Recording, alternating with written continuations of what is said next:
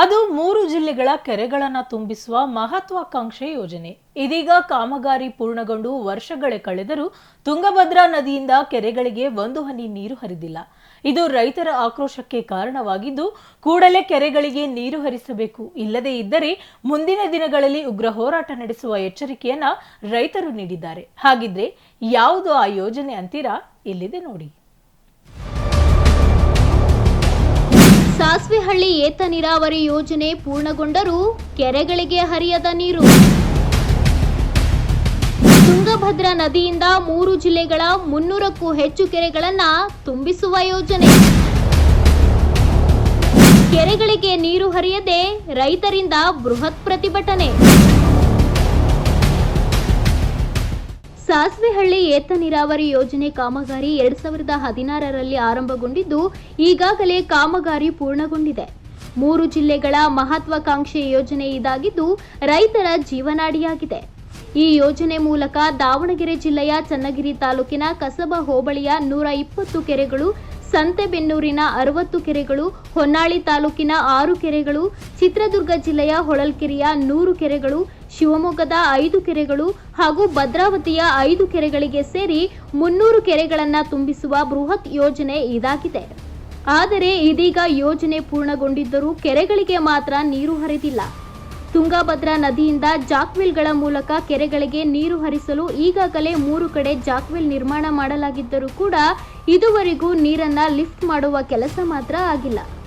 ಕಳೆದ 3 ತಿಂಗಳ ಹಿಂದೆ ನೀರು ಹರಿಸಿದ್ದು, ಎಲ್ಲೆಂದರಲ್ಲೇ ಪೈಪ್ಲೈನ್ಗಳು ಓಪನ್ ಆಗಿ ನೀರು ಪೋಲಾಗುತ್ತಿದ್ದು, ಕಾಮಗಾರಿ ಕಳಪೆಯಾಗಿದೆ ಎಂದು ರೈತರು ಆರೋಪಿಸಿದ್ದಾರೆ.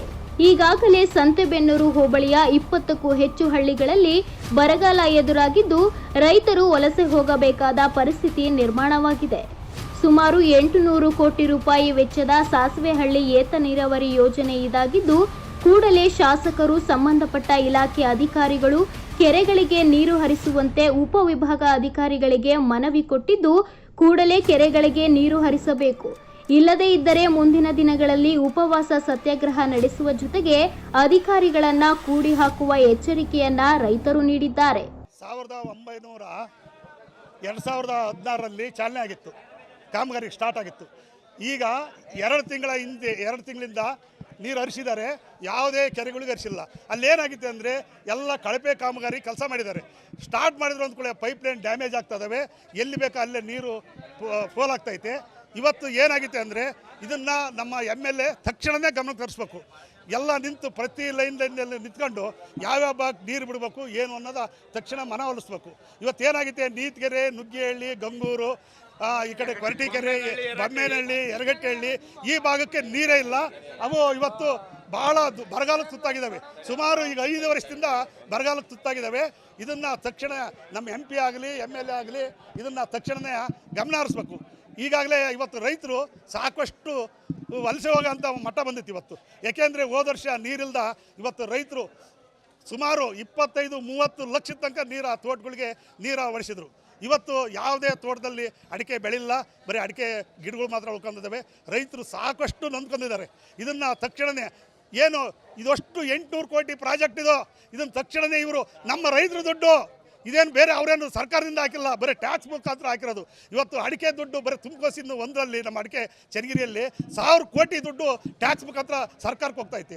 ಇಲ್ಲ ಅಂದರೆ ಇದೇ ರೀತಿ ಆದರೆ ನಾವು ಮುಂದಿನ ದಿನಗಳಿಗೆ ಉಪವಾಸ ಸತ್ಯಾಗ್ರಹ ತಾಲೂಕು ಆಫೀಸ್ನಲ್ಲಿ ನಾವು ಪ್ರತಿಭಟನೆ ಹಮ್ಮಿಕೊಂತೀವಿ.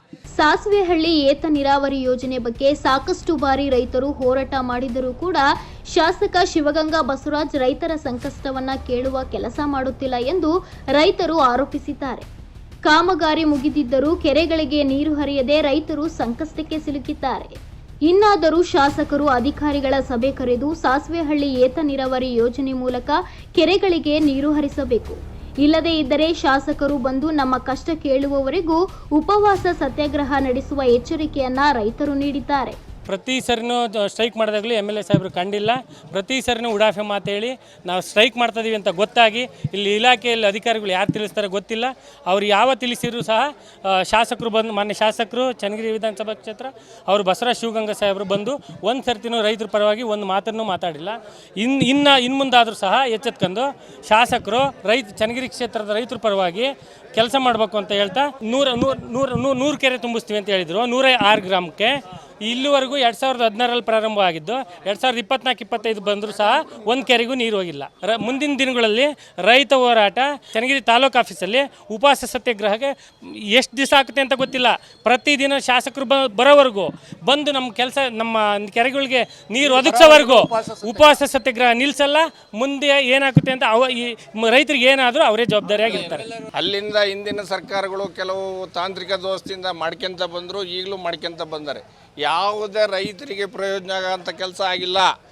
ಈಗಿನ ಶಾಸಕರು ಯುವಕರಿದ್ದಾರೆ, ಹೆಚ್ಚಿನ ಆಸಕ್ತಿಯನ್ನು ವಹಿಸಿ ರೈತರ ಬಗ್ಗೆ ಕಾಳಜಿಯನ್ನು ವಹಿಸಿ ರೈತರ ಬಗ್ಗೆ ಭಾಳ ಇಂಟ್ರೆಸ್ಟ್ ತಗೊಂಡು ಕೆಲಸ ಮಾಡ್ತಾರೆ ಅಂತ ಭಾಳ ಜನ ರೈತ ಬಾಂಧವರು ಅವ್ರನ್ನ ಅದ್ಭುತವಾದಂಥ ಗೆಲುವಿನಲ್ಲಿ ಗೆಲ್ಲಿಸಿದ್ರು. ಆದರೆ ಈಗ ಬಂದು 1.25 ವರ್ಷ ಆದರೂ ತಾನೇ ಯಾವುದೇ ತಾಲೂಕಿನಲ್ಲಿ ಆಗಂತ ಯಾವುದೇ ಕೆಲಸ ಕಾರ್ಯಗಳು ಸಹ ಆಗಿಲ್ಲ. ಒಂದು ರೈತರ ಬರುವ ಕಾಳಜಿ ಇಲ್ಲ, ರೈತರ ಬಗ್ಗೆ ಯೋಚನೆ ಇಲ್ಲ. ಒಬ್ಬ ಶಾಸಕರಾದರೆ ಏನು ಮಾಡ್ಬೇಕಪ್ಪ ಅಂದರೆ ಸಂಬಂಧಪಟ್ಟ ಇಲಾಖೆ ಅಧಿಕಾರಿಗಳನ್ನು ಕರೆಸಿ, ಸಾಸಿವೆಹಳ್ಳಿ ಏತ ನೀರಾವರಿ ಅಧಿಕಾರಿಗಳು ಯಾರು, ಇಂಜಿನಿಯರ್ ಯಾರು, ಟೆಂಡರ್ ಯಾರಿಗಾಗಿದೆ, ಆ ಟೆಂಡರ್ ಎಷ್ಟು ಕೆಲಸ ಆಗಿದೆ, ಎಷ್ಟು ಕೆಲಸ ಆಗಿಲ್ಲ, ಯಾವ ಕೆರೆಗಳಿಗೆ ಪೈಪ್ ಹೋಗಿದೆ, ಯಾವ ಕೆರೆಗಳಿಗೆ ಪೈಪ್ ಹೋಗಿಲ್ಲ, ಇದ್ದುದ್ರಾಗೂ ಸಂತೆಬೆನ್ನೂರಿಂದ ನೀತ್ಕೆರೆ, ನುಗ್ಗೇಹಳ್ಳಿ, ಗಂಗೂರು, ಕೊರಟೀಕೆರೆ, ಯರಗಟ್ಟಿಹಳ್ಳಿ, ಬೊಮ್ಮೆನಹಳ್ಳಿ, ಹೊನ್ನೆಮರದಲ್ಲಿ ಬಯಲು ಪ್ರದೇಶ, ಯಾವುದೇ ನೀರಾವರಿ ಮೂಲ ಇಲ್ಲ. ಅಲ್ಲಿ ಯಾವುದೇ ನೀರಾವರಿ ಮೂಲ ಇಲ್ಲ. ಇದುವರೆಗೂ ಯಾವುದೇ ಅಭಿವೃದ್ಧಿ ಕೆಲಸಗಳು ಸಹ ಆಗಿಲ್ಲ. ಒಟ್ಟಿನಲ್ಲಿ ಕಾಮಗಾರಿ ಪೂರ್ಣಗೊಂಡಿದ್ದರೂ ಕೆರೆಗಳಿಗೆ ನೀರು ಹರಿಯದೇ ಇರುವುದು ಮಾತ್ರ ವಿಪರ್ಯಾಸ. ಇನ್ನಾದರೂ ಶಾಸಕರು, ಅಧಿಕಾರಿಗಳು ಎಚ್ಚೆತ್ತುಕೊಂಡು ಕೆರೆಗಳಿಗೆ ನೀರು ಹರಿಸುತ್ತಾರೆ ಎಂಬುದನ್ನು ಕಾದು ನೋಡಬೇಕಿದೆ.